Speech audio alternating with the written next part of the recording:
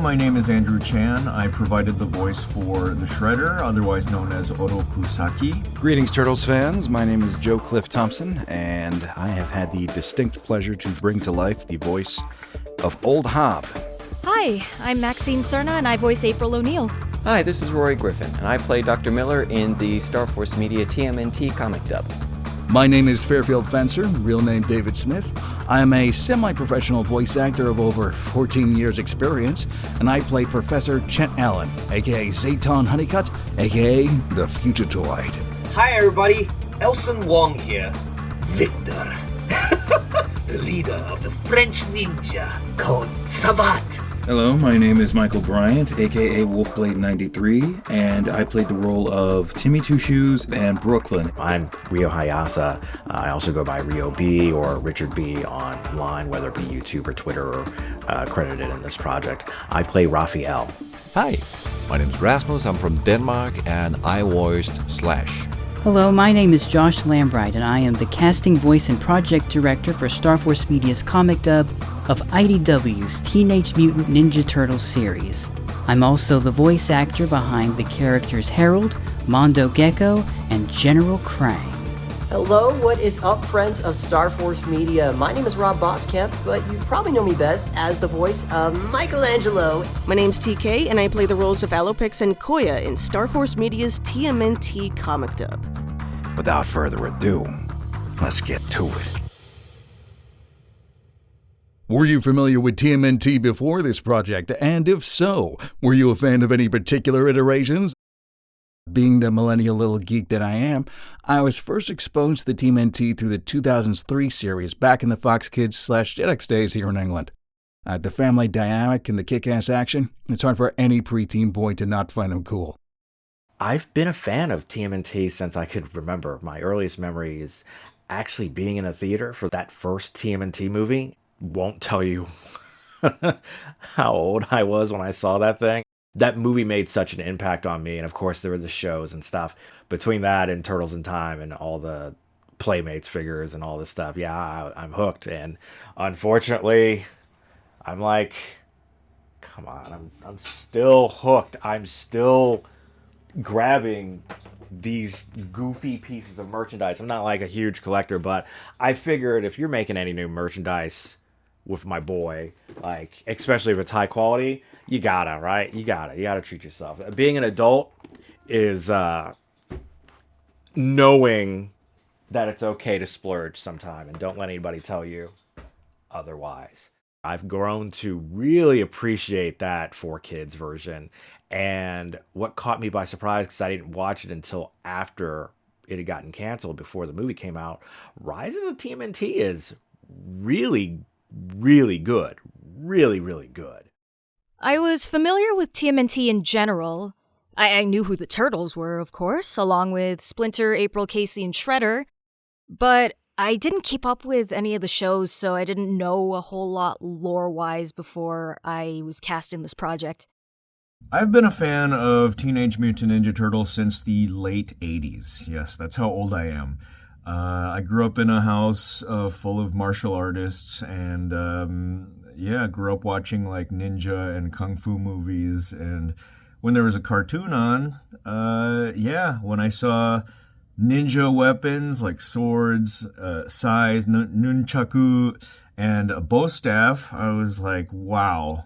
And then, crazy turtles walking around, being ninjas. That was so cool to me. So, I became an instant fan. So the way my parents tell it, I've been a fan of Teenage Mutant Ninja Turtles since before I had the ability to form lasting memories. Which basically means my entire life I've been a fan of Teenage Mutant Ninja Turtles. From the very first cartoon series in the 80s, which was my introduction, to the live-action movies, eventually the 2003 series, 2012, I got around to comics, specifically the IDW series, which I fell in love with. I was definitely a fan of TMNT before joining the project. The 2003 show in particular is the one I grew up with, and the one that really made me a fan of the TMNT property as a whole.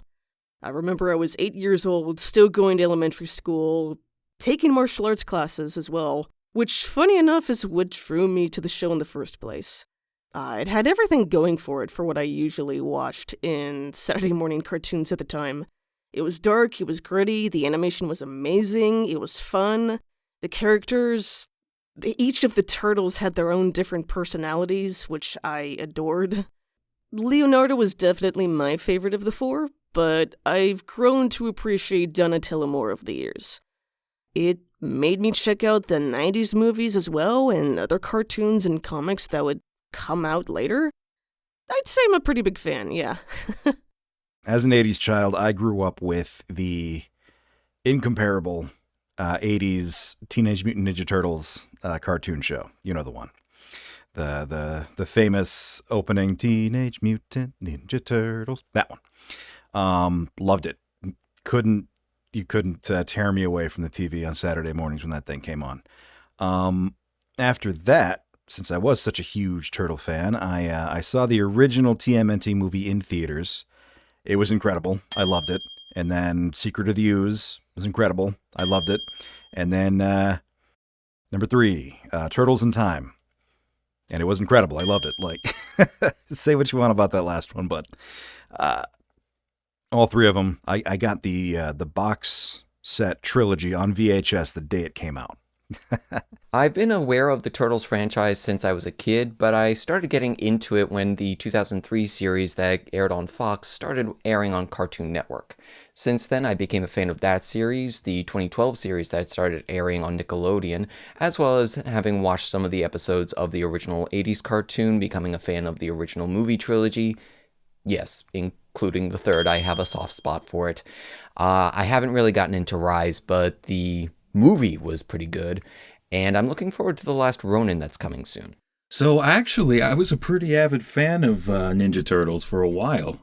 Grew up watching all the cartoons and stuff. Was all excited whenever we went to Chuck E. Cheese to play the arcade game. Found out that they remade an arcade game on Steam, and that was a lot of fun too. There was that 3D movie that they had, and that was pretty good. And then there was the Michael Bay films, which, to me, in my personal opinion, they were okay. But I will say that I like the other ones. I do like the other ones. I watched the old cartoon like 20 years ago, but since then I haven't given it a whole lot of thoughts. They were cool, for sure. But at the time, the internet was something that took the entire phone connection and you had to pay by the minute. So I didn't pursue it, and they kind of felt just into the memories. I have been a lifelong fan of the TMNT property. I was born into the 1987 animated series. I have a huge love of video games thanks to the 1989 arcade game. I've also watched the live action and animated films, kept up with the various seasons over the years, even watched the Next Mutation in grade school. It was something that was in my life at one point or another. I can't imagine a time where it wasn't. If I had to pick just one iteration of the Turtles, I would say that my all-time favorite would be the 2012 animated series, which is what I used as inspiration when I approached the role of Mikey. I was born with this from the 80s to the 90s. I watched it when I was a young kid with my brother, early in the mornings. Saturday cartoons in Australia, down under, mate. Doing, doing, doing. Teenage Mutant Ninja Turtles, Teenage Mutant Ninja Turtles, Teenage Mutant Ninja Turtles, Turtles and a half-year-old, Turtle Power. He's a radical rat. Yeah, I remember that bit. Okay, anyways, sorry, enough fun. I wasn't a prominent fan. However, I will say that I grew up with this series. Okay? I'm a huge Sonic nerd. Used to be. I grew up with Sonic the Hedgehog. That's the honest truth. And I know a whole lot more about Sonic and the franchise compared to TMNT. So, I hope that doesn't upset you. But still, doesn't mean that I'm not a fan of what the series has grown to be. TMNT has had an incredible journey. We hope that it continues on, and, we're looking forward to seeing how they grow. What drew you to this particular project, or how did you become involved? So the idea to do a comic dub of IDW's TMNT started in late 2014, early 2015. I had just recently started to get involved in the online voice acting community, and I'd been a part of several other people's projects, was having a good time, and I got the itch, to kind of want to do a project of my own that involved voice acting, something that would be fun. So I started thinking about it. I had to come up with an idea, okay, what can we do that's going to involve voice acting? I want something interesting to keep it fun and also draw attention from other voice actors who would want to get involved. What could we do? Oh, I'm reading IDW's Teenage Mutant Ninja Turtles. It's a great story. There's a lot of really good material that would sound fantastic with voiceover. Let's try that. So I started organizing the project ahead of time, getting the scripts, setting up a casting call, which eventually introduced me to some of the most talented individuals on the planet. You know who you are, each and every single one of you. I believe it was posted on Behind the Voice Actors, which is a website for, aspiring voice talent. And that was only my second or third voice project that I even auditioned for. I had only done stage and screen acting before that. And it looked fun. I loved Ninja Turtles, so yeah, why not shoot my shot? So I did. I believe I first discovered the project through Casting Call Club. I auditioned like hundreds of others and managed to land myself the understudy role of Chet Allen. His original voice actor unfortunately had to drop out, and I had to scramble and I think record about 10 issues within a week and threw in some voice editing on top just for good measure. So it was straight into the thick of it, which arguably made it more fun for me. I saw it on Casting Call Club when it came out online on the website, but it was for the second round, if I recall correctly. At that time, my acting career was nothing fancy, but I had this one thing that I was good at, which was villains with low voices. No protagonists for me with my accent, because I'm not native English speaker. I did audition for a few of the other characters as well, but my first pick would have been Slash anyway. He was a big, scary, villainous type and shouted a lot, and at the time a lot of people were auditioning for shouting characters, but they didn't actually shout into the microphone, so the resource pool was small and easy to dig into. I was interested in acting, still am, and I wanted to practice my craft in more projects and opportunities. I ended up finding this project up for auditioning on the Behind the Voice Actors website, and when I saw what it was, I was like, hey, I read these comics. These comics are pretty good. And seeing Alapic's several characters being up for grabs, a character who was initially new for the IDW series, but one that I grew extremely attached to, I had to put my hat in the ring, and here we are. It's strange. I was still doing my voice, like starting out voice acting sort of from home, just as a hobby. I barely had taken any classes, and definitely didn't have any of my equipment. I was using, if I'm not mistaken, for a while before I was doing a lot of my abridged stuff, I was using a Rock Band microphone before I finally got a CAD USB microphone, because that was an expensive purchase several years ago. I had gotten, I had gotten cast as Leonardo in someone's stop-motion Lego project. And that came out, and I did the recording for that, and it was pretty good. Or, excuse me, the stop motion was amazing. I mean, my performance was pretty good. And that came out, and I was contacted by, I believe, Josh, if I'm not mistaken. And he was like, hey, I got referred over by a buddy. You were Leonardo in one of his projects. We're also doing a TMNT project. Go ahead and audition for that.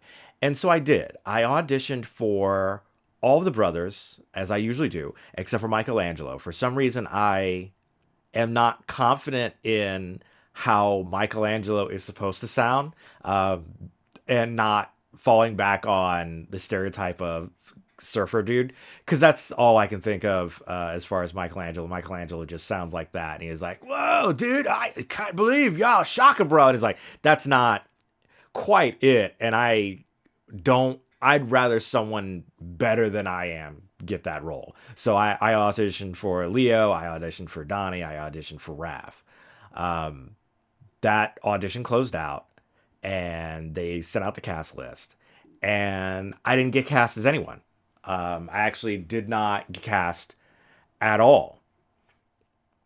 And as a voice actor, rejection is normal. You just get used to it. Granted, I was early in my journey, so rejection still kind of sucks. And believe you, rejection always sucks. It doesn't matter how old you get or how long you've been doing this. Rejection always kind of sucks. It just becomes a game of being able to deal with the rejection and how you handle it and how you move on, because you have to move on. Like, even if you don't get this, you have to realize, well, casting directors pick the best person for the role, and it's not as though you weren't good enough. It's just that you weren't the right fit. It has nothing to say about your skill and your ability. It's literally just there are hundreds of people auditioning for a role at any given time. And just maybe you weren't the right fit. And that's okay, because the person they picked is the right fit, and that project's going to go on, and there are thousands and thousands of projects out there. Just keep rolling. However, I believe it was on Skype or it was on Casting Call Club that I got a message from Josh, and he said, because he's basically my connection to the rest of everybody there. He's the one who always tells me the news. Josh is great. I'm amazed at how busy he has to be that he's still able to wrangle everybody together. But he contacted me and he let me know, hey, so we cast for our comic dub, but the person that we cast as Raphael didn't show up. He's a no-show, and we can't contact him. But we really liked your Raphael. You were our second pick. And since he didn't show up, are you still available for this role? And I don't remember exactly what I said, but I can imagine what I said in my head was, oh my God, I can't believe I got it. And of course, he'll never know that. He won't see this, even though I'm sending this as a Google Doc or a Google Drive directly to him. He won't. He'll never know that I was beside myself. But I was like, cool. Yeah. I got it. I can do that. Go ahead and send me the comics and stuff. But I got cast as Raphael because someone didn't show up. So yes, I was not the original person cast for Raphael. I was the second in line, and I scooped it up. I'm sorry for that person who could have had this role and could have had this wonderful thing that they would have had under their belt. But it's mine now, and I never let it go, and I'll literally never let this go. This is something that is informative for my career, and I love it. I was still really new to voice acting when I found the casting call, and I was just looking for projects that seemed like they'd actually get done. Honestly, I just got really lucky seeing it when I did. This dub was only the second project I'd ever been a part of, and it's still the most long-running. How did I become involved? Blame Josh. He's a beautiful friend. I really genuinely mean that. He was the one who just one day called me up and said, hey, wanna get involved in this playing a character in my project? And I said, hell yeah. Why not? So as a dear friend to another dear friend, we collaborated. I came across this on Casting Call Club in early 2017, I want to say. I debuted in issue 13 as a foot ninja. Also have had some minor roles throughout the series, such as reporter Frank White. Also played a young Billy in the Old Hob micro issue. I was involved with the project for just a few months, but I got an email from our director, Josh Lambright, and he told me that they were recasting Mikey. The previous voice actor was not going to be able to do the role, and that he wanted to see how I would approach it.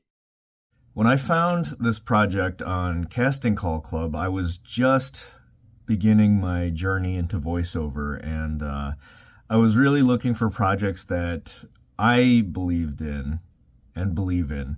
Because, yeah, it's like you want to be a part of something that you enjoy. And Teenage Mutant Ninja Turtles has been a pretty important part of my life for as long as I can remember. And, I thought it was really fun. The idea of it is really fun. And I wanted to, be a part of it. And I auditioned for the Shredder, and really thankful to have been cast. Funnily enough, what drew me to this project, actually, it was a connection. Yamato Guru. We worked together on Elson's projects, and then from there, they asked me if I wanted to help along with the project and, toss in some voices and stuff like that. It was like, yeah, sure.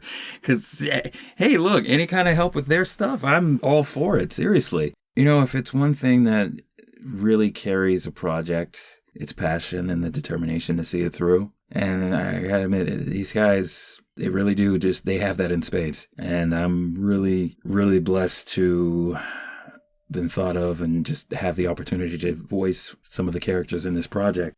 Like I said, I'm really thankful for it. Thankful for them as friends. I was actually invited by the director, as we had worked on several projects together in the past, and he had a role for me that he thought would fit me very well. And I was happy to come aboard, and it was a lot of fun. I'm glad that I was invited in. Tell us about the character you play and your approach to voicing them. Okay, here we're getting into the real nitty-gritty. I voice Old Hob. He is a mutant cat with... his backstory has a grudge against Splinter and the Turtles, going as far back as before they were all mutated. He was thrown out onto the street as a cat, as a house cat, and he got into the same accident that spilled the ooze all over the Turtles and Splinter. And he tried to grab one of the Turtles. It was Raphael. He tried to grab it and eat it because he was starving. He's just a poor little stray cat on the street. Splinter claws his eye out, and then gets the ooze in Old Hob as well. So he runs away, missing an eye. He mutates separately from the Turtles and Splinter. And ever since then, he has he started out as like a low-level grunt, picking fights with the Turtles and pretty much everybody. He got recruited by Baxter Stockman, was being used as a pawn, and he started to realize that. And so he kind of turned his back on all of humanity. And his only friends were the mighty mutanimals and sometimes the Turtles. There's more like alliance of convenience, They team up when they have to. But he always has his own agenda and all his goals. And he was very cagey, very guarded, very quick to anger and slow to trust. What makes you think I'm lying? Well, I ain't. But underneath all of that, all of the threats and bravado, he was just this little guy. He was this little stray cat that was just thrown out onto the street. And the way that I played him, that was a huge moment for, like, when you do character work, whether you're doing Hamlet or you're doing, a Saturday morning cartoon character, you have to approach it the same way. And that is, your character is, you are your own character's staunchest advocate, Like if you're this character's lawyer, how are you going to get that not guilty verdict? You got to be your own advocate. And the way that I chose to play Hob was as someone who had been hurt so tragically in the past that he was not going to let anyone else ever get close enough to hurt him ever again. It's a very tragic character, and it's so much to dig into, because in your own mind, you're never the bad guy. Hey, I ain't looking for no shoulder to cry on here.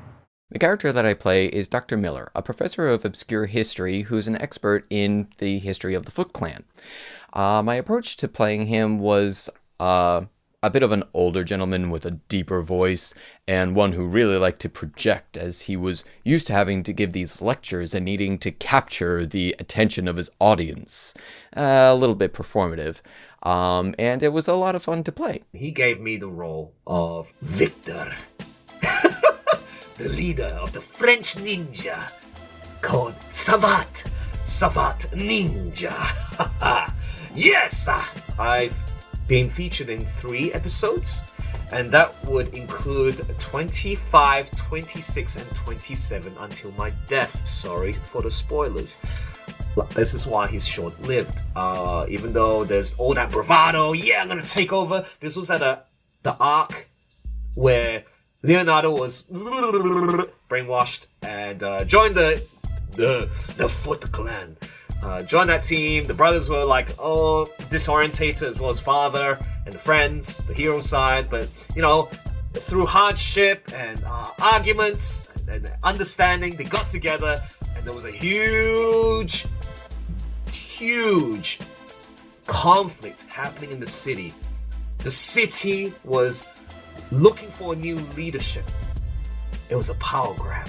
So this was when the Savant ninja gang wanted a share of it, but something happened. I got knocked out, and that too. So so my approach was going back to Sonic, right? I want to point out that one of my most favorite characters in the entirety of the Sonic Archie series is none other than Antoine de Colette.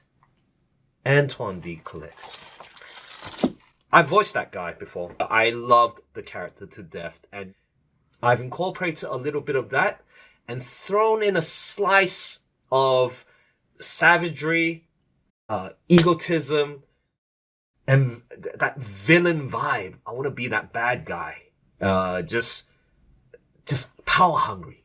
So that's why you can hear me going like, whatever, with the dagger and yeah, hiya. So it was a lot of fun. When it comes to the approach for the voice, so Timmy Two Shoes was basically just, street rat. So, I just had to make sure that, he was out in the alley and, he just trying to make things meet and whatnot. Just the typical rat, that kind of thing. And then with Brooklyn, it was just, he was really tired, but really stern bartender who who's been through some stuff. Listen, all I know is you better get up out my bar. I don't want no trouble. I don't need no trouble, not tonight. As mentioned, Slash is a big brute. He had the serum injected into him and only ever listened to Hop. As the story evolves, so does Slash. He goes from being super violent to sweet and dumb. Pizza good. And then his brain starts to unlock a bigger potential. Now things are so clear. And that all means that I had 3 different ways to portray him. Lots of shouts, almost silly, and very, very serious. The silly part was a lot of fun, as silly characters almost always are. The serious part required a bit more focus to hit the spots, but the shouting part, that was what took the greatest effort, as quality shouting is a bit hard to master.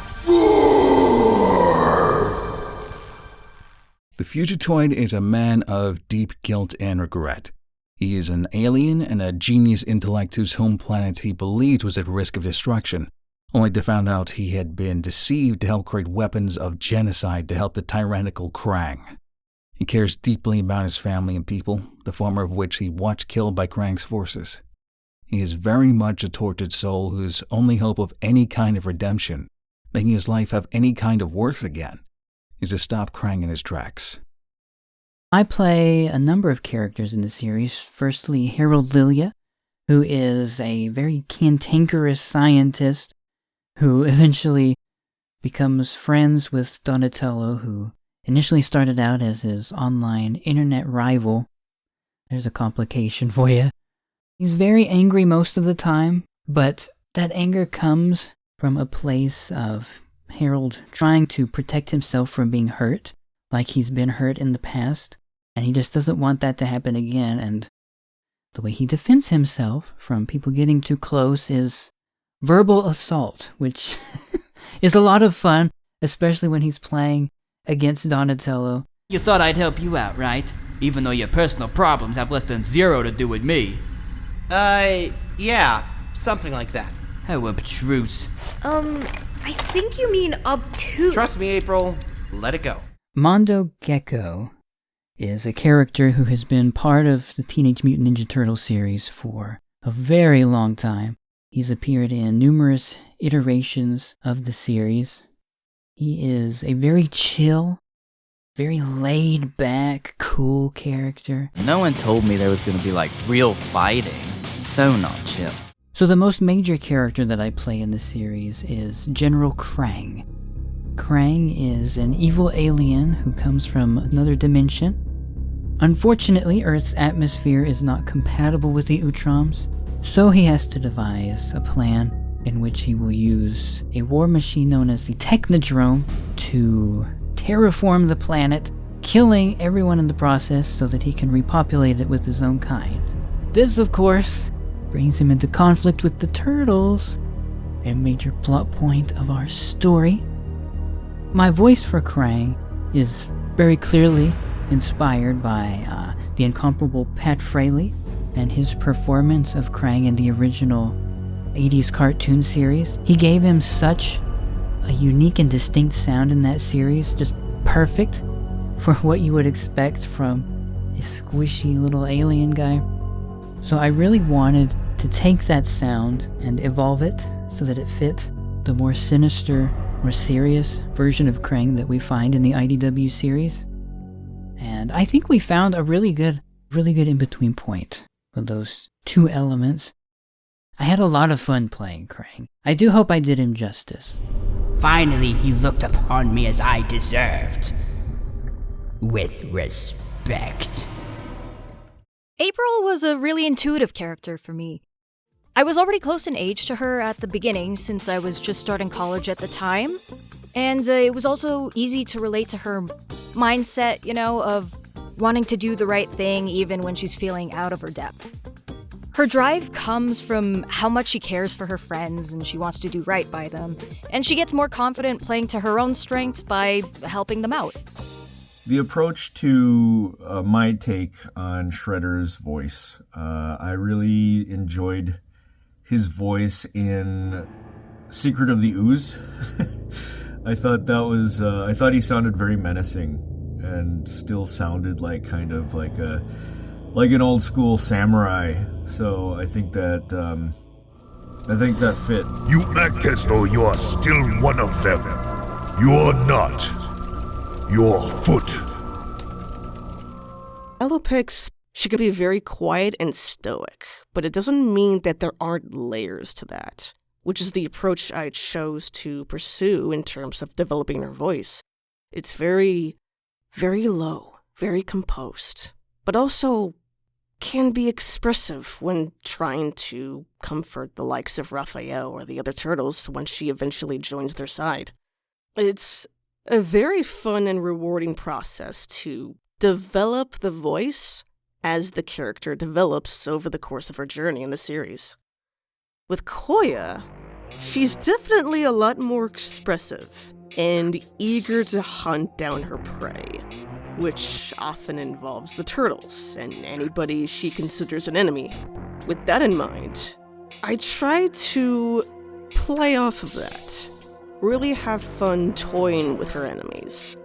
Relish in it, relish in the hunt. But also, I tried to create a voice that would be befitting a mutated bird loyal to the Foot Clan. And it's not every day that you get to play a villain, so I have a lot of fun with delving into the expressiveness in the fights and the action. I definitely went above and beyond in providing multiple takes filled with screeches, screams, and grunts during the recording process. Oh my! No!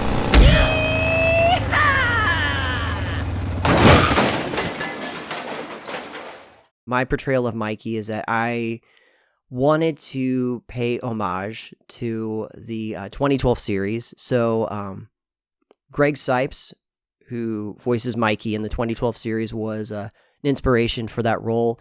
Also, the art style was beginning to change. And so I wanted to have this hint of youthfulness and innocence, a little bit of goofiness too, because it's Mikey we're talking about here. So putting that all in together, that's kind of how I approached the role. And, Mikey in this series, he knows there's an end game and that he understands that, his family, especially in these later issues, are going to cross some lines, but there's got to be a reason why they're doing it. And so that's what he's fighting for. He's optimistic, he's trusting, and I wanted to portray those qualities when I approached the role of Mikey. I played Raphael, and at the time I was just starting my voice acting journey proper.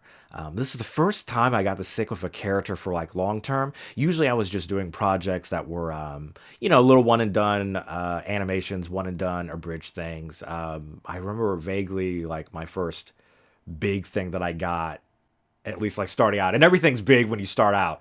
I got to voice someone in an abridged version in an anime I didn't watch. It was free. It was Iwatodai Swim Club free with all the pretty swimmer boys. So it definitely, I'm not the target audience, but I had a pretty voice, or I could put on a fake pretty voice, so they cast me as like the main guy. But that was only like maybe a day's worth of recording. It wasn't extensive like this. This was, TMNT was months of recording. TMNT was several months, maybe even a year of consistent recording every week. Being with Raphael for such a long time allowed me to get into his headspace, and like the bros as a character, when you boil them down, they end up just being sort of like these marketing board meeting traits. That Raphael is the red angry one. He's cool but rude. But as an actor, someone who has to like dive into that character, you have to realize or come to understand why. You have to understand what makes this character who he is and why he is and what he is. It's all the questions, the who they are, what they are, what then are they, or what are they, and then like when are they not that? What takes them out of being who they are? And much of my inspiration from this character and my familiarity with the various versions, especially given the context of like IDW, my inspiration definitely comes from like his previous voice actors, my previous interactions with the character. At least my iteration of this character is that he is still funny and wisecracking and sardonic, kind of like Rob Paulson's version from like the old 80s cartoon, but he's also real gruff and headstrong, like Greg Abbey from the 2003 4 Kids version. But then he also has that like really not overly argumentative, but Sean Astin, he's very hot-headed and headstrong, but isn't as aggressively combative to the rest of his family, like say the 2003 or various comic, like the Image comic versions. He'll butt heads with the other brothers, but you can tell he really does love his brothers. He wants to try his best. He really wants to try his best for his brothers, that he's not the weakest link, that he thinks he's holding everyone down, when in fact he's like the heart of the family, man. He's the heart of everything. What's hilarious is, even though I took inspiration from a lot of those actors and a lot of their other inspirations and how they portrayed the character, my twist on the character, which was much more heart and soul and family oriented, and was core of the family, protect everyone at all costs, even if it comes to a detriment of yourself. Strangely enough, that sort of notion, or that sort of ironclad familial bond, would show up in Rise of the TMNT version of Raph, Omar Miller. By the time that I finished recording all of my stuff for Raphael, Rise of the TMNT wasn't even out. I think the Nickelodeon like CGI run was just wrapping. But the core of my Raphael is the love of his family. Everything Raph does is for the betterment of his family and friends, even if it means he can't be a part of it or he suffers for it. And he does disagree with the others a lot, and that's because of the trauma he's gone through. He starts the series alone, and he carries that weight of being isolated from his family and being different. Are there any episodes that you're most proud of doing? The one-shot villain Micro Pop, no question. It was so much fun to do the narration for that. That was the only one I narrated. And up until then, you only see Hob through the eyes of the Turtles and Splinter. So he's just this low-level street punk who's kind of dumb, picks fights. But in that issue, you start to see why he is the way he is. That what I kind of touched upon earlier, this tragic backstory. He's the little kid is his owner and he loves Hob. The kid, forgets to clean the cat's litter box, and the mom, one of the biggest villains in all of Ninja Turtles history, is the mom of little Billy, because she picks up Hob by the scruff of his neck and throws him out on the street. And so ever since then, you can't not see Hob as just this desperate guy who's he's just trying to find a family that will accept him for who he is. I mean, what could be more relatable than that? We're all trying to find our people. Just incredible characterization. That was by far the most fun. I'd say April's Hero Micro is the one I'm most proud of. That's where we get to hear her inner monologue and not just her conversations with the other characters. So it was the most I'd ever had to record for a single issue. We're taught, as scientists, to maintain a dispassionate observer role. It's how I handle stress, objectify and analyze, use science to shield my heart. But I can't do that with the turtles. I feel too protective of them now. After all, I named them. As far as episodes that I'm most proud of, there's nothing that I can pinpoint down that I'm like, this is it. I'm proud of all of it. I would say all of it. If anything else, definitely one of the later issues, I think, where they're rescuing Dark Leo, and there's a lot of fight scenes. I know the only thing you like more than trading is getting ready for trading. I know you secretly named your swords Musashi and Kamisumi. I know you avoid playing video games with Mikey because you hate getting beat by him every time. I especially know that if you were really yourself now, I'd never be able to do this! The Alopex Spotlight episode. I feel like that's the moment where you truly discover what makes Alopex tick. Why she does what she does. Why she is so devoted to Shredder. But it also explores her more vulnerable side when she's remembering her past. There's a moment when she comes to a huge realization, and ultimately she snaps. You had my loyalty! But then you bring me back here, show me my life, and then you destroy it! You kill them all! I feel like that especially is when I realized I can't mess this up. I have to put my all into her pain and anguish. So that episode, that's a highlight for sure. Any episodes that I was particularly proud of doing, I guess I'd have to say his first appearance, which is the Secret History of the Foot Clan, where he's able to own the stage and give an entire narration telling about the history of the Foot Clan in his natural element. So I was able to do this voice and project and really enjoy the entire process the entire time. It was a lot of fun, and getting to explore him afterwards was also enjoyable, but I think that was probably the biggest highlight for me. I have mainly played supporting roles in my time. It's not often I'm the protagonist, so it was quite a treat to do Hero Micro number 8 as Honeycutt. From start to finish, I'm narrating the events that led him to where he was in the story, going through some of the worst moments of his life, so it was quite a journey to try and portray there. But the writers did a terrific job capturing all that. Over the past 2 years, I've seen more evil than I could have ever imagined. It's become a part of my daily existence. Am I still a good man? A man who does the right thing? I honestly don't know. Some of my favorite scenes and episodes to do have to go with issue 30, where Mikey is writing the letter to Woody back in New York City about the aftermath of them rescuing Leonardo from Shredder and how the brothers are doing, and just that he's going through the emotional aftermath, and that even when things were going crazy, is there's just this hope that resides in the situation. I would say one of my favorite action/comedy scenes is in Secret History of the Foot Clan. Alopex is chasing the turtles, trying to hunt down the book that they had stolen. And Mikey is just freaking out because Alopex just crashes into the van, and my reaction is like, dude, why'd you whack at her harder? Donnie's like trying to get her out of the van. I'm like, dude, why'd you whack at her harder? And Eric, without missing a beat, I do not have time to explain Newton's second law right now, Mikey. Eric's timing in that role was golden. Episode 35 is where Slash has his, let's call it transformation, and most of his screen time, so... What's going on? He's going nuclear!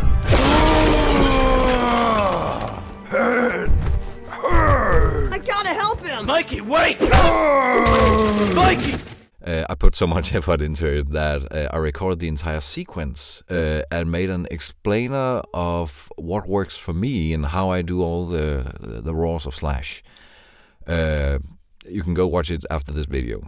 I guess the most proud part that I'm doing is this bit. All right? Sorry if the audio is going to catch this, but...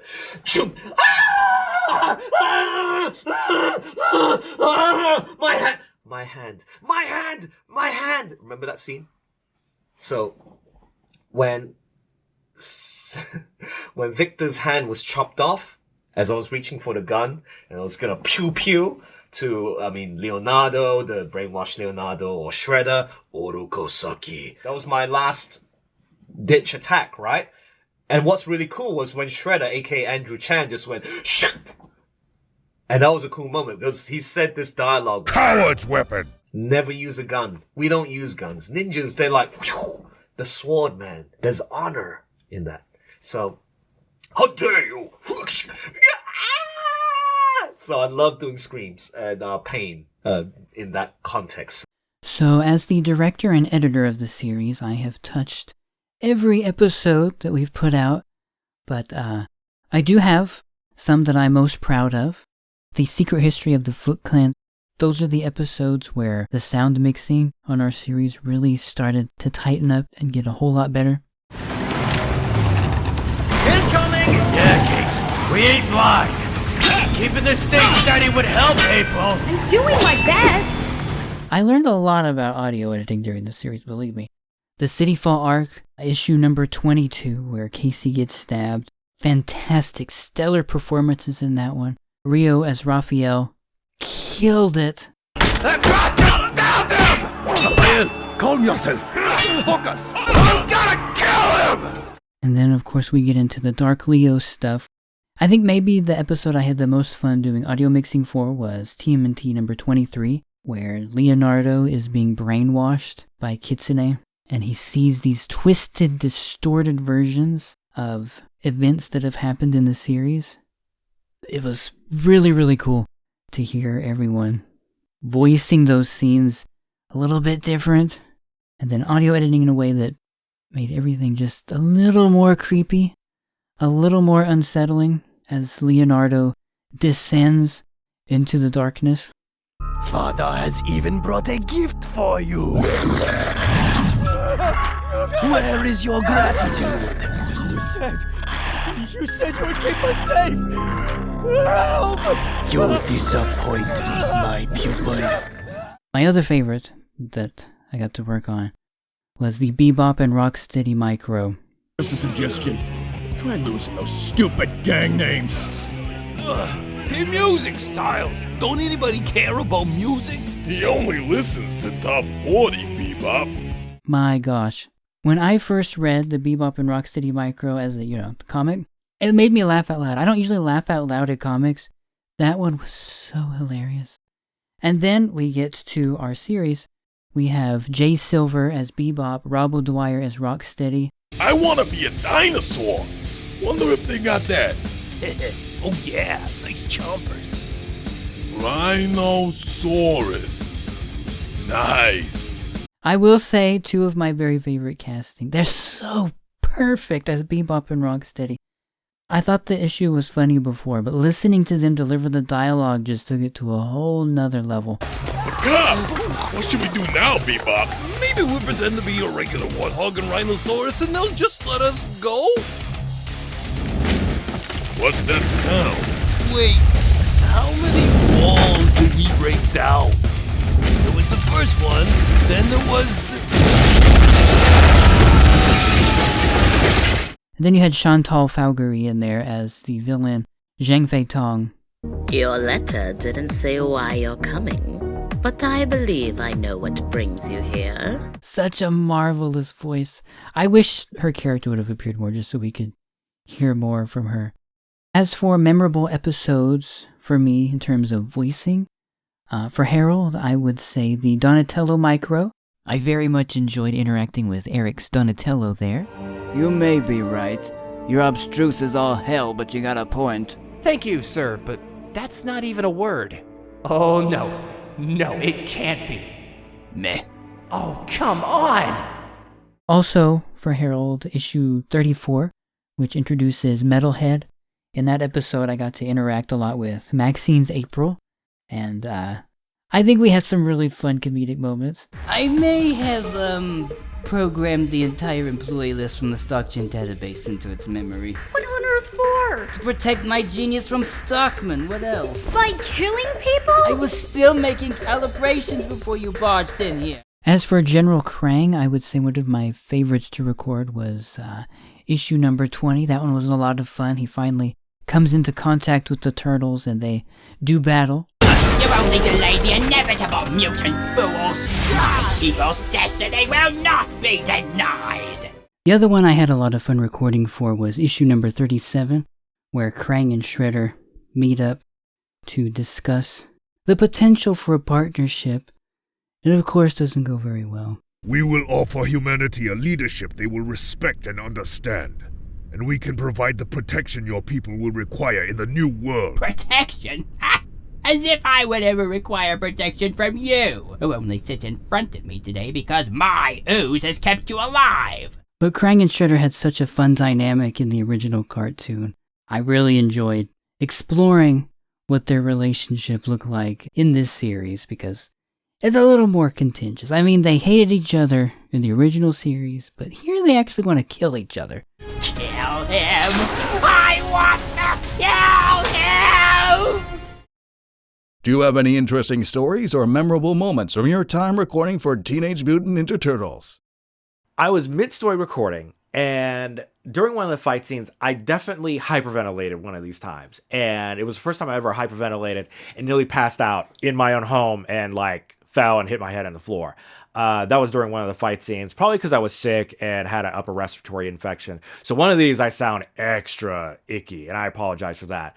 And maybe later on during one of the recordings, because I had been going for a couple hours straight without a break, from afternoon to evening, and hadn't cooked and hadn't eaten, so I ordered a pizza and didn't realize I ordered a pizza for delivery while recording TMNT until I saw a comic panel that had the bros eating pizza. And the guy came in, knocked on my door. I was like, okay, hey, you're paying for a pizza. And he looks into my apartment and he sees my recording setup, my monitor, and a big old picture of the TMNT and the script, and they're eating pizza. And he's like, huh, do you voice act? And I was like, yeah, I voice act. Are you recording Ninja Turtle stuff? And I'm like, yeah, I'm recording Ninja Turtle stuff. I didn't realize I was ordering pizza while recording Ninja Turtle stuff. So I'm trapped in a glass cage of Ninja Turtle stuff, and I can't get out.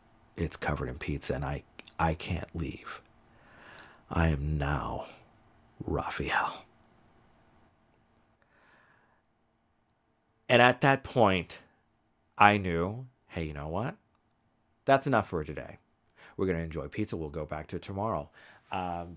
So those are about my interesting stories. I definitely fit in a lot of ad-libs and jokes, and there definitely was specifically there is a reference or is a frame where Raphael is sidekicking a Ninja Foot Clan member, and I was like, that looks like Ryu's donkey kick from Street Fighter, specifically Street Fighter 3. He's got a donkey kick that is called the Jodan kick. So I fit that line in. Jodan Sotoki! There are probably a lot of jokes here and there, a lot of ad-libs, and me screaming at people and making fun of Donnie. I gave Donnie a lot of crap in this series, and I apologize. How do we get to the Technodrome? I don't know! Surprise, surprise, Donatello doesn't know. The smartest Ninja Turtle doesn't know. One step at a time, Raph. Would you believe that before this project, my favorite turtle was Donnie. I think a lot of, especially people who are self-proclaimed geeks and nerds, I think they all identify with Donnie. As I recorded and did this role and stuck with this character more and more, Raphael easily became my favorite turtle. Like going on, because I've spent so much time with Raphael is my favorite turtle now, period. And nothing will ever change that. This project has meant so much to me. I've kind of just been a lurker on this cast, which might sound weird since April does a lot and she's pretty important to the series. Like I said, this was only the second project I'd ever done, so I was still kind of a newbie. I wasn't even using my full name online yet, and I wasn't well versed in TMNT lore prior to getting cast. So also, I guess I just had this completely irrational worry of like, I don't know, getting clocked as a fake fan in like such a dedicated, committed fan project. I'd literally just record batches of issues at once, like to the best of my ability and as quickly as possible. Then I'd email them off like, okay, here you go. Please let me know if you need me to redo anything or if you need anything else. Okay, thank you so much for letting me be a part of this project. Bye. I remember that when I was playing the Utrom extras, one voice I decided to do a little bit of a Palpatine impression, but the other one I ended up plugging my nose and doing a little bit of a Yoda thing, but a sinister one. It was very interesting, especially with the multiple takes and having to do this for about half an hour, only being able to breathe through my mouth. Eventually I started to get a little dizzy. I was recording for Koya at the time, and I remember the exact line I was recording for was, "I will gorge myself on your flesh." Once I exited my recording booth, my roommate came to me and was like, "You're talking about devouring someone's soul?" One, that's not even the right line. And two, anytime I've talked about voice acting with them, they always bring that moment up. Fun fact, I was actually involved with the Teenage Mutant Ninja Turtles Mutant Mayhem movie. I was cast to be Jackie Chan's voice double for a draft of the movie where they didn't have Jackie Chan's lines yet. Like there was a chance that I was going to be in the movie if they couldn't find him in time, but he came back and did his lines, so unfortunately I didn't make it into the movie, but I'm super proud of that. It was back in 2015 that I first recorded for Chet.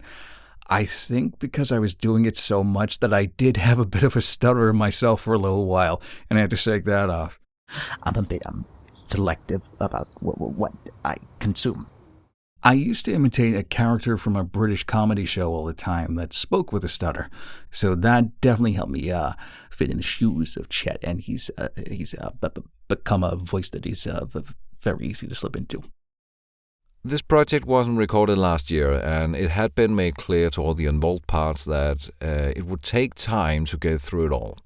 Slash is nowhere in the beginning, and the shouting part comes in rather late.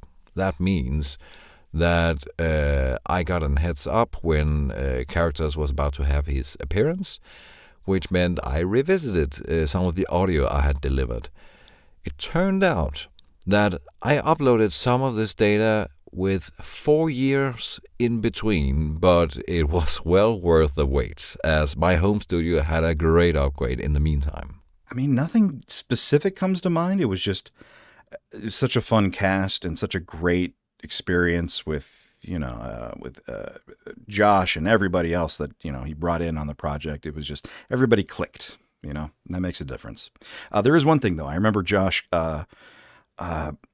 breaking the news to us that there was this forum where, the creators checked in on, and, they said that, they had watched some of the comic dub, and Josh relayed to us that, they loved it, or one of them did. So that was really cool. The thing that I think I will take away from the experience of doing this comic dub is the relationships that I've been able to create as a result of meeting all of the really cool people in our cast. I've become friends with a lot of them, and that means a lot to me. Another memorable thing that I'll take from doing this series is the way that we have helped fans to enjoy the series.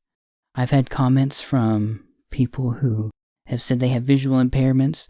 They're not able to enjoy the comics as other people might, so they were never able to really get into the IDW series. But thanks to our new audio presentation of the series with the voice acting, sound effects, music, all of that, those people have now been able to experience and enjoy the IDW series. And I think that's really cool to know that we've been able to help fans enjoy something that they might otherwise not have been able to experience. That's really cool. That's really cool. So I do have a funny story about when I was recording the last couple of issues. I had taken a week off from work, and I was at home, and one day I was just super motivated to just work on various voiceover projects, and I was just in the zone. I was Mikey, bro. I was recording line after line, episode after episode, and I was getting knocked out. But at the time, I had forgotten a notice from my apartment complex where I was living at the time. They were repainting the parking lot, and when they got to your zone, they wanted you to move your vehicle so that they could repaint the stripes. And if you didn't move your vehicle, they were going to tow it. And so I want you to picture, here I am in the zone. In the background, my truck is getting towed, and I have no idea. And what made it worse was that I was going to pick up my girlfriend at the time, now my wife. I was going to pick her up for a date and had about 30 minutes to get to where I was to go pick her up. And that's when I realized that my truck was gone. I had forgotten to move it. And so, date night was a little awkward for that. I mentioned that, I recorded these lines a couple of years back, but I had never, in the 7 years that I worked in this project, physically met any of the cast until this year. I met Josh in person for the first time ever. We met up at a retro arcade in the Dallas-Fort Worth area. I've been kidnapped by that blasted turtle. Well, that's what happens, bro, when you mess with a Ninja Turtle. Disgusting. It was awesome. We got to, sit down, talk about stories like this, and reminisce on times with the Turtles, our favorite memories, share stories about life. It was great. And Josh is one of the kindest people and one of the most encouraging people that I've ever met. I always admire him, and especially in the voice acting community with the fan projects, it can be real discouraging to, put in time and effort into various projects. And then, life happens. The director gets sick, or, somebody moves away, or they just lose motivation. And, and two, the cast we have is too good. It's too good not to share. Are there performances from other voice actors on the show that stood out to you or that you simply enjoy? So as the casting director, it wouldn't be unfair of me to say that if a person is in the cast, I'm a fan of their work. Right? That would be the easy way out. And it's true. It's true. I love everybody on the cast. 95 voice actors contributed to this thing. It's a huge cast. It's incredible to think that we interacted with that many people. And from all over the world. I mean, all over the United States. We had people recording in Europe, Australia. We had a guy that's based in Africa. All over the world. This is a global production. The main cast, I love you all. I love you all. Again, you know who you are. Eric's Donatello, Rios Raphael, Kuyala's Leonardo, Rob's Michelangelo, and Britton Myerscoff's when he was with us. Maxine's April, Austin's Splinter, Andrew's Shredder, Cliff's Old Hob, Kodiak's Baxter, TK's Alapex, Doc's Karai, Fairfield Vincer's Fugitoid, Lance's Hun, Rasmus's Slash, Jay's Bebop, Rob's Rocksteady, Omega's Bludgeon. And we had such fantastic guest voices. I'd like to mention a few. Lyra Morris Clark as Tang Shin. She appeared in numerous episodes. And what a wonderful chemistry she had with Austin Splinter. Remember, Yoshi, there is another force that is always far stronger than the darkness. Love. Fred Gendry as the Rat King? When I first heard that voice, I knew where I wanted him. My turn will come, and when it does, perhaps I will lead with my knight. Faux Cinder's Kitsune, she always speaks with this very calming malevolence. Yes, child. You will not remember this talk. Only that you must return to me. Arlen Chitty as Master Masato. I really love his voice and delivery style. Focus on the sound of the stream. Perhaps it will reveal to you a way to douse the fire within. Elson Wong as Victor. I know he wasn't particularly fond of his voice initially for the series, but he did exactly what I asked him to do, and I like it, so... Yes, well... I am not Fabrice, and business as usual is no more. Ty Harper as Traxus. What an incredible voice that guy had. This was the finest Quanon could send. My old enemy has lost his fire. Gary Scales as Zog. Wow. I'm just doing what's best for my people. If the Ortrum Empire did the same, this rebellion would be over in a matter of days. Kodiak Bennett as Baxter Stockman. I really enjoy Kodiak's Baxter. He really nails his sliminess. He's somebody that you just want to punch out. The mutants have aligned themselves with Shredder and plan to join him on his island invasion via a spatial teleporter they've constructed. Instructions courtesy of a robotic associate, of course. Stockman, why? And I would be remiss if I did not mention this last person, Gareth Johns. This guy voiced 90%, I would say, of the foot ninja that appear throughout the series. So all of those grunts you hear, the yells, the screams, those are almost all exclusively Gareth Johns. The guy sent me tons of this stuff. And I have used it and used it and used it all these years. Gareth, wherever you are, I thank you. You are fantastic. Beautiful work. Beautiful work. You deserve all the credit in the world. This is a very April kind of answer, probably, but I have to give huge props to all the VAs for the Turtles, so like Kuya, Rio, Eric, and Rob. Their banter feels so natural, and it's really entertaining, and that's vital for making them believable as this tight-knit family. Everyone is so good. Kuya, Rob, Eric, they're all excellent. Tatiana, Maxine, Austin. Austin's so good as Splinter, man. Without being like, he channels that what you think a martial arts master, a reincarnated Japanese man who is a martial arts and ninja master, with a lot of that fatherly love without putting on what I would call like a stereotypical Japanese person voice. He gets that across well, and he's so good. I know that you feel confused, my son. Adrift still in the dark currents of Shredder's devious plot. But, out of eternal respect and love for your mother, I will not allow you to give up on your life or your family. Now, more than ever, we must all come together as one. Shredder's also really good too. Everyone that they got to be the rest of the bros is spot on. Perfect. Exactly why I didn't want to voice Michelangelo is exactly why they got Rob to voice Michelangelo. He's perfect. Absolutely just spot on. Like, no notes. And Leonardo Kuya is really good in that role. So good. And he commands that sort of authority, but slight trepidation, the self-consciousness, and the fact that he may not have as much confidence, that he has to be the leader because that's the role that he has for himself.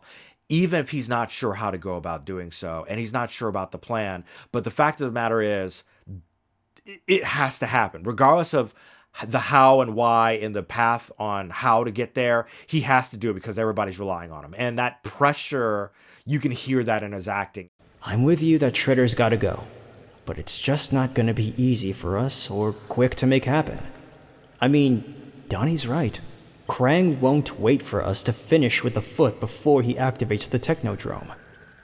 So, you do not agree with my plan? I'm just not sure, that's all. It's wonderful. It's so good. They've got so many talented people on this, and I'm glad to be a part of it. You know, I would say that our cast is very talented.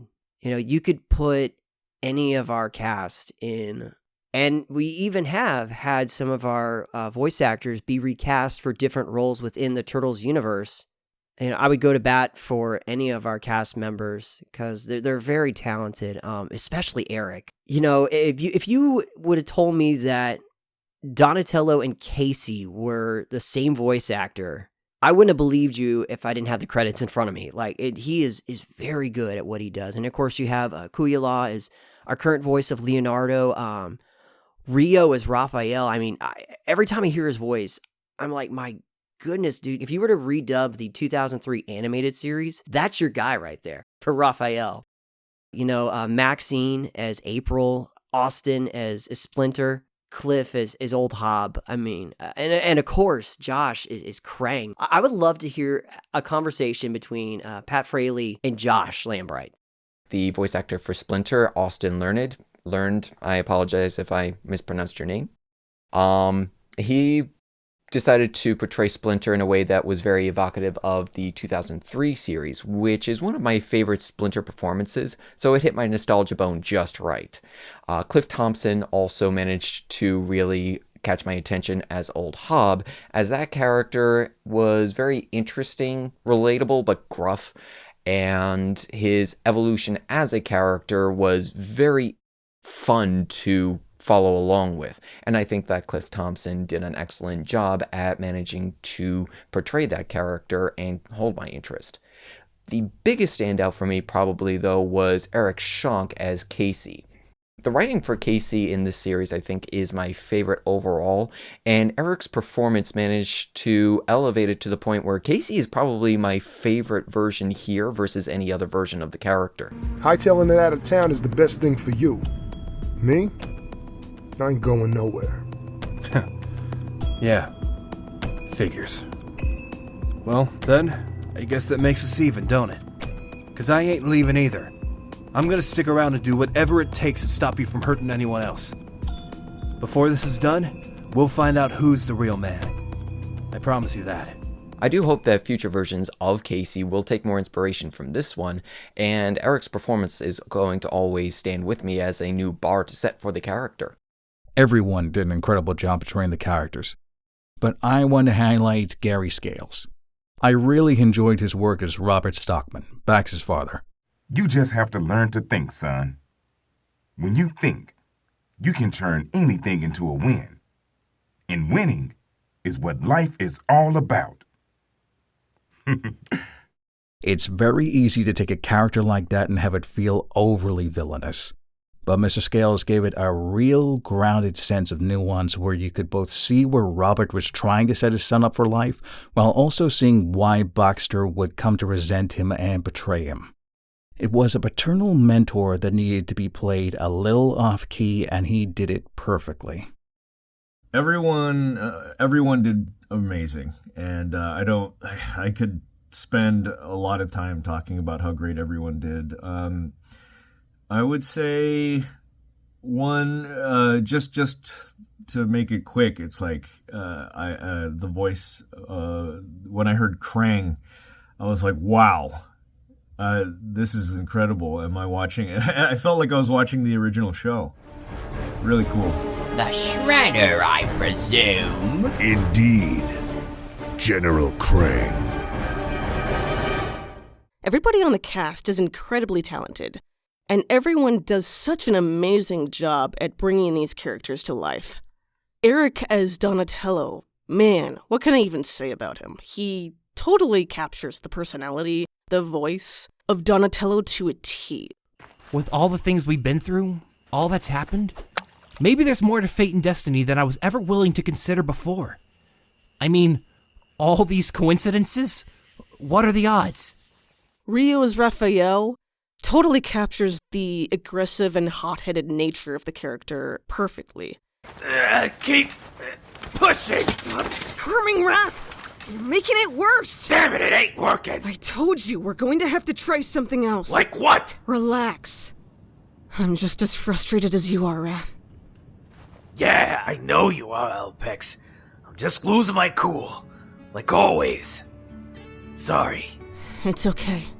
Rob is Michelangelo. He perfectly captures the fun-loving pizza party dude that we've all come to know out of Mikey. Trick or treat! Trick or treat? Really? That's the best you could come up with? Seriously. You had a whole client to think of something better. I was gonna follow up with smell my feet. Get it? Because... Mikey, focus. The cast is super solid, and everybody sounds and performs the part great. And it's been an amazing opportunity to be able to work alongside everybody. I absolutely love the way Hub was voiced. The voice is so much on point for what I had been imagining Hub would sound like, and the actor does this job to a level I was but chasing. I'm done with these humans, these weak, pathetic meat sacks. You can't trust them. You can't rely on them. I got plans for us, see? Big plans. And this whole city is gonna shake with fear when they see what's coming next. Off the top of my head, I'm gonna have to say TK is Alopex. Another complicated villain turned ally. I heard you all talking. Heard you say you were leaving the city. So I made a choice. If the Foot wanted to kill me, they'd have to catch me first. I don't care if you think I'm lying. I really don't want to fight. Not anymore. All of the Turtles. Let's just get that clear out of the gate. But I've always been a Donnie fan. And the way that Eric plays Donnie, very, very, conflicted, specifically, as the series goes on. But also the way that Eric can just turn on a dime into Casey Jones, and having the two of them like bounce off each other in some scenes. Like, you almost forget that Eric's doing both voices. That's not easy. Speaking from experience, that's not easy. I'd kill to have access to internet right now. Even April's parents' slow dial-up. Speaking of the O'Neills, did April tell you about her dad working on that ooze stuff at Stockton? Pretty crazy coincidence, huh? Heh. Fate and destiny. What? Nothing. Just something Leo and I talked about the other day. Andrew as Shredder is as close to canonically Shredder as I could possibly think. Like, that's Shredder. Yeah, the first time I heard him in that role, I remember flashing back to my kid years. I was like, oh, Shredder. I have faith in your resourcefulness, even without the book to aid you. Succeed and you will be granted the secret to immortality. Fail, and I will cut out your heart. Josh is Krang. Come on, what do you need to say? That Krang voice. Sometimes I wonder, in my heart of hearts, if Josh was just like, you know what? I want to do a Ninja Turtles dub, just because my Krang impression is that freaking good. I wouldn't put it past you, Josh. I really, really wouldn't. How does the old saying go? 2 birds, 1 stone. Speaking of villains, we're on a roll here. Slash, Rasmus, especially how he managed like the pre-serum dumb muscle that, Hobbs' right-hand man. And it's a very tender relationship between the two of them. It's very, very brotherly. Like, Slash keeps Hobbs' worst impulses in line, and Hobb looks out almost like a big brother, even though he's, physically much smaller than Slash. He's, smarter and more cunning, and Slash is, at first, just kind of dumb muscle. So Hobbs just like, I've got to look out for this guy. He's my tribe. He's my people. And that's the thing. Once you earn Hobbs' loyalty, you got it for life. But then when Slash takes the serum, and then he becomes a lot more, I think there's a little bit of insecurity from Hobb there, but he still loves him like a brother. He's just like, oh, when did he become the smart guy? Oh, geez. Now I'm the dumb one? Great. Well, that's just great. You're wasting your time with all that egghead talk, Lindsay. The smart one ain't here, so nobody knows what the hell you're blabbering about. I understood her, Hub. Except Slash. God, I'm forgetting so many. What do we really need to say? Like, the cast is incredible. Josh did such a great job just staffing. One of my favorites is Josh. Josh, you can hear a smattering of all the extras that he's voiced in the Foot Clan, and he's also the beloved Harold. Yes, you. And he's crying. Oh my gosh, Shredder, get out of here. We don't need you and the turtles. So, bless you, Josh. Love it. Donatello, Raphael, Michelangelo. I mean, shout out to y'all. I mean, Michelangelo, Rob. Love that fun personality. Donatello, as well as Slash Casey, voiced by Eric. I love that sincerity. Playing as Don, especially towards the end with this death scenes. Spoiler, sorry. And also coming back alive. Raphael, that Royal Hayasha. Come on, you don't want to get me dirty. He's got that Brooklyn accent, New York accent. Like, don't mess with me. That kind of like, coarse voice. But he's got a lot of heart, Raphael. He's too emotional. He's like a fuse bomb. You just gotta control him, and he'll be pretty damn good. If I were to really boil down to some of my favorites, I've got 3 in mind. Ready for this?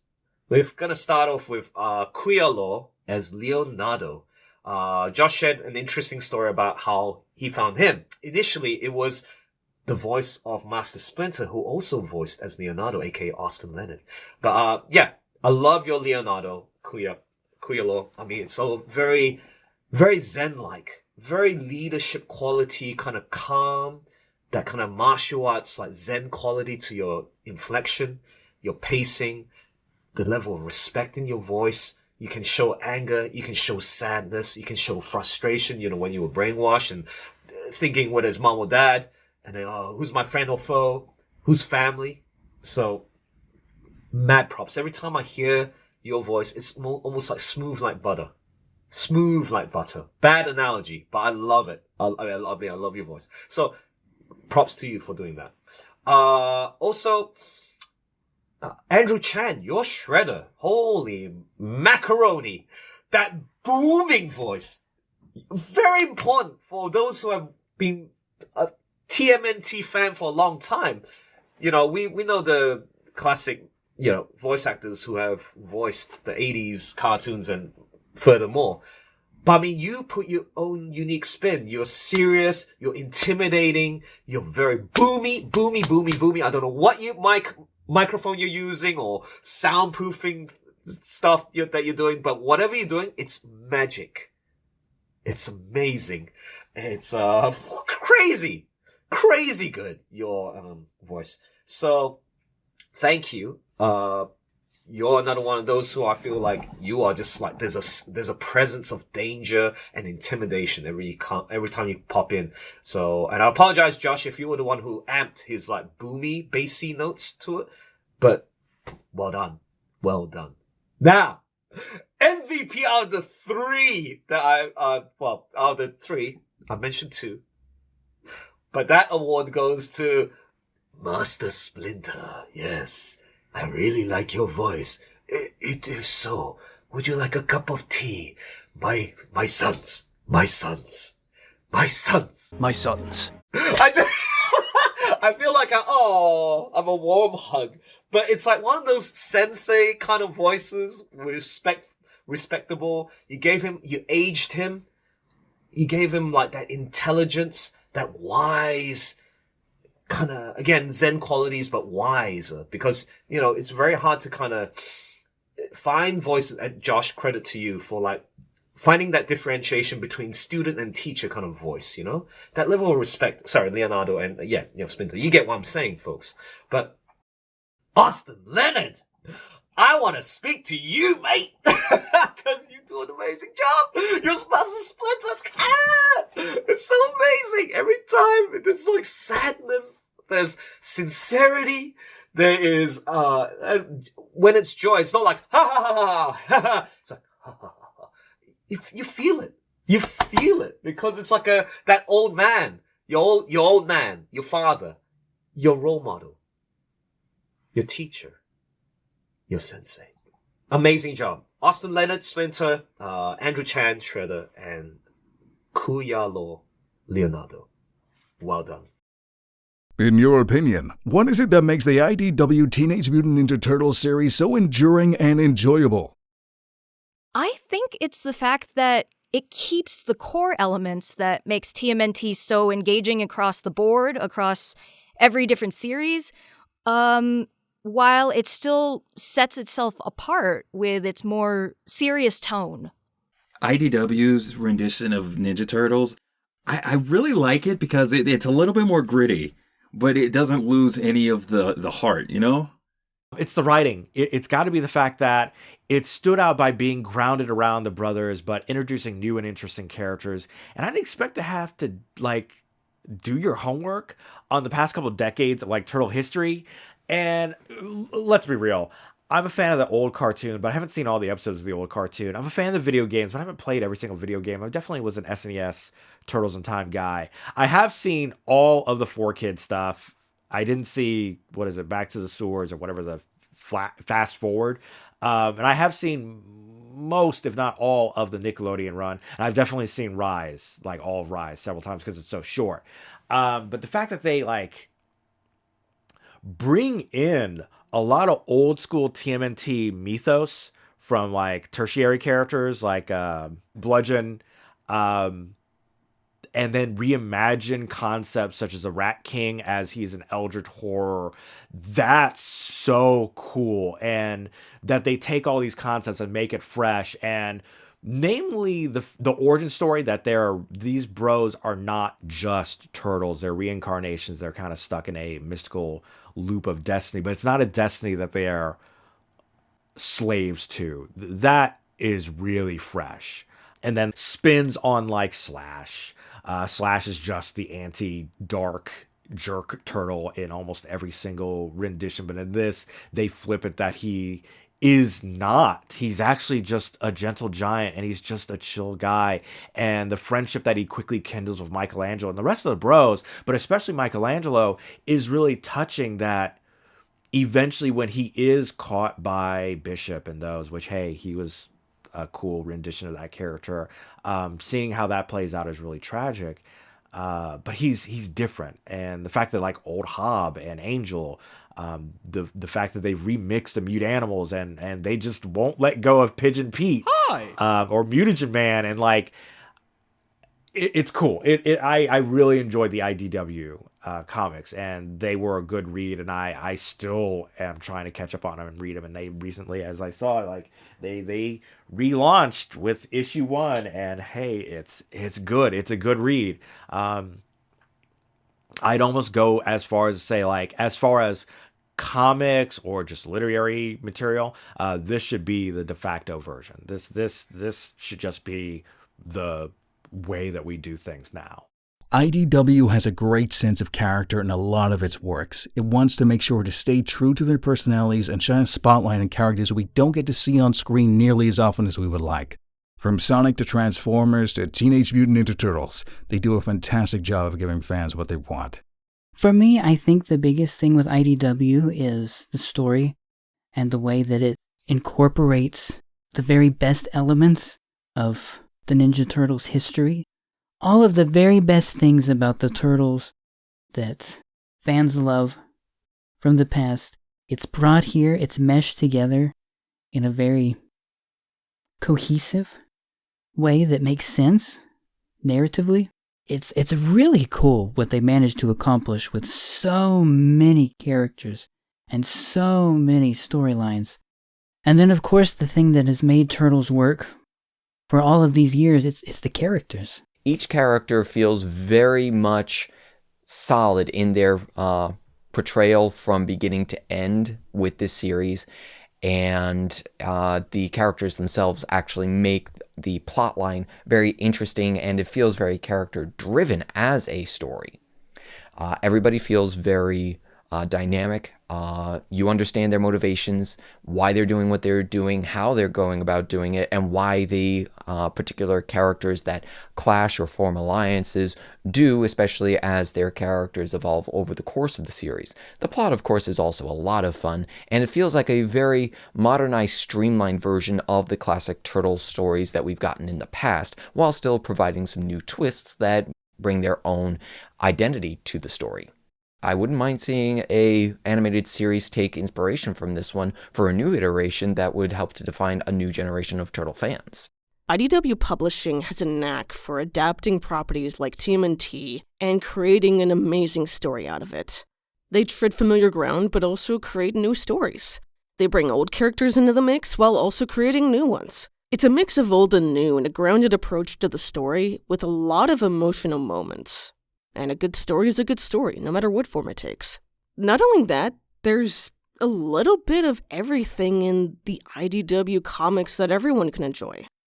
There are nods and references to the 80s cartoon, from the 2003 series, from the 2012 series, I believe.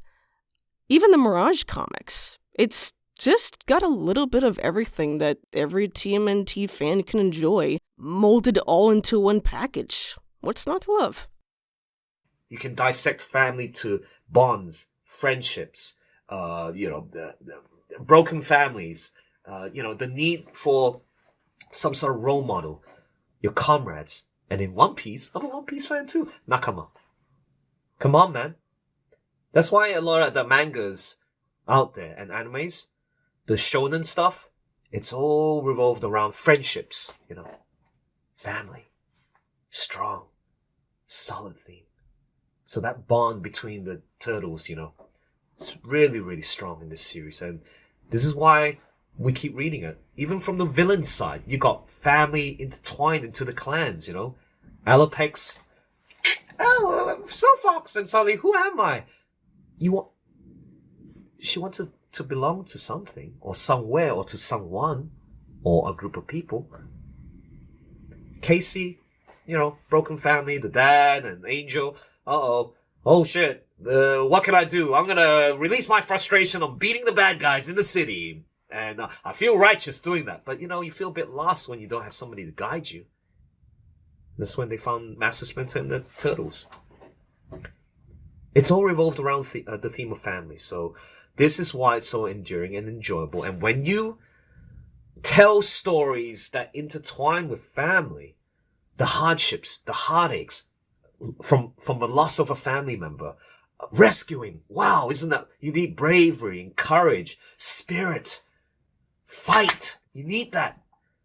That's what makes us survive as a civilization. This is why stories are so important in our lives. It's to make us feel we need an escape from reality, right? But it's also to teach us to be wiser creatures. I would say, in the 35 plus years that I've been alive, yes, I am that old, bro. Actually, my introduction to this particular comic series was a headline talking about issue 44. And we all know what happens to Donatello in that episode. And so going into this series, I knew that was going to happen. And even when it did, I wasn't ready for it. It's a different take on the Turtles. So, you kind of go through the basic plot points. And sometimes it's good to change it up. So even though I kind of had that basic knowledge and that history with the franchise going into this series, it just felt fresh to get the backstory on that. And so it challenges you to want to know more about these characters. In a weird way, the reason that I loved it so much is how human it is. I was a big fan of this, and I was a big fan of X-Men growing up.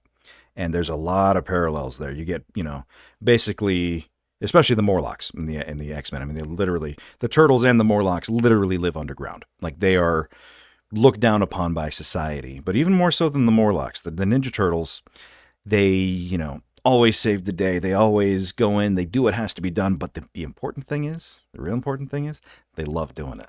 Like, they always have so much fun while doing it. And that's, to me, that's the most human, Like, if you can go through life really take joy in the things that you do. That's what's important.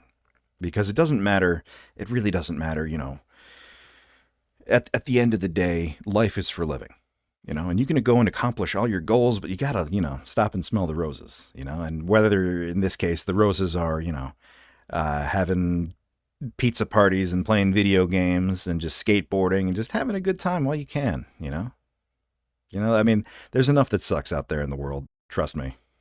I'm sure all of you know there's enough that sucks out there. Like, have fun when you can, where you can. Is there anything you would like to say to the audience of our TMNT comic dub? What I would like to say to the audience is that, enjoy. Enjoy the passion that these voice actors, these directors, these editors, enjoy everything that they put into this. Because it's amazing what everybody does when they can get together and put something together that they all enjoy.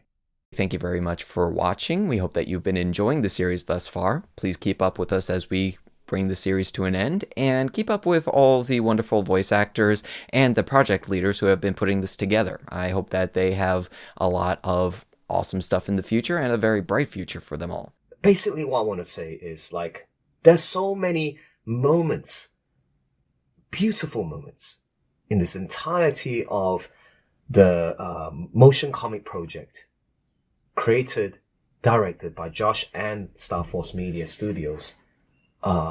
Little gems that are just hidden everywhere for you all to see.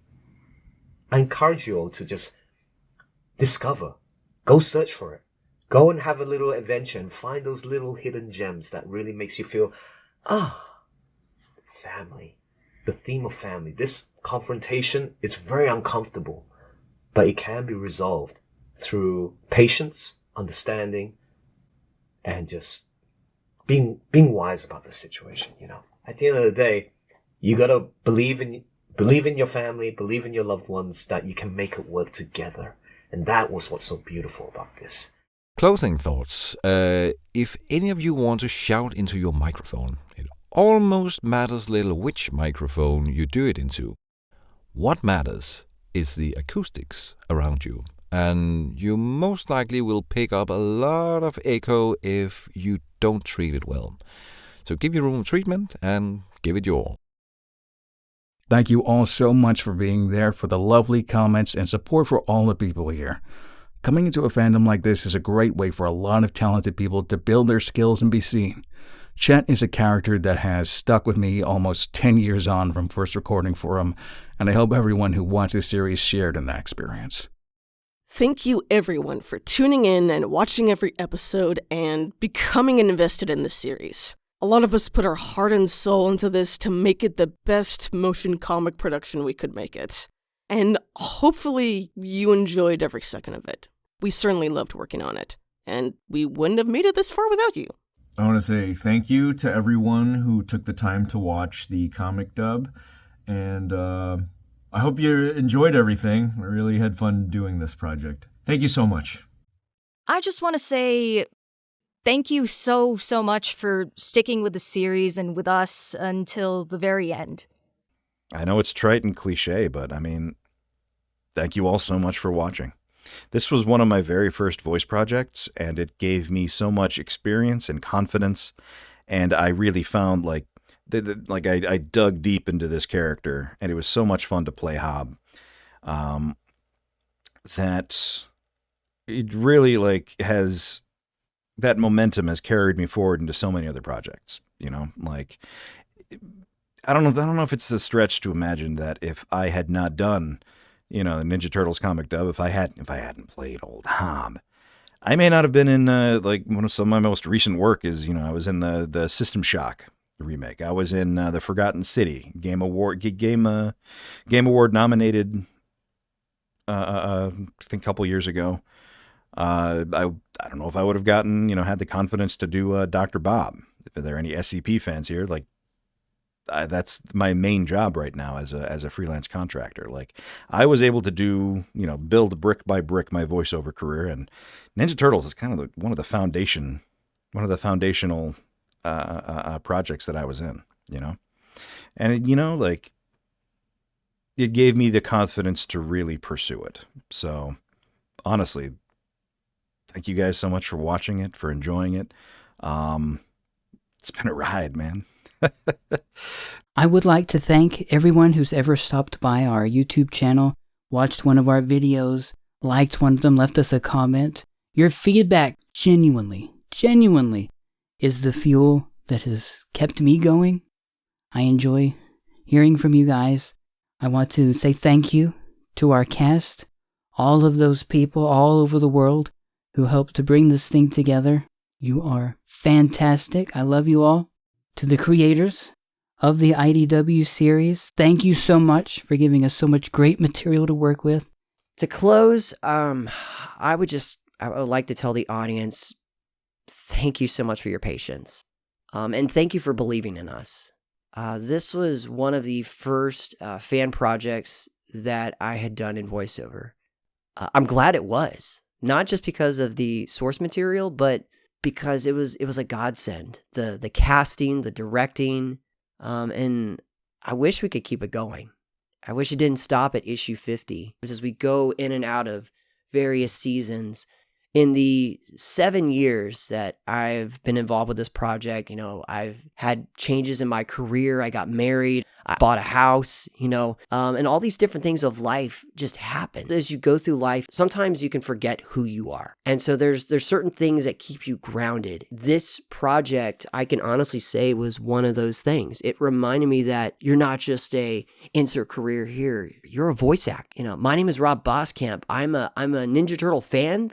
I get to be reminded of my childhood, and I get to relive that when I'm voicing this character. And so, to any of the cast and even our audience that want to pursue voice acting or anything that they're passionate about, I just want to say that it's going to take sacrifice. It's going to take commitment, but anything worth pursuing to you is always worth it, because you're going to look back and you're going to see those moments in your past that remind you of who you are. And when I look back on this project, it reminds me of who I am. I am a Ninja Turtles fan.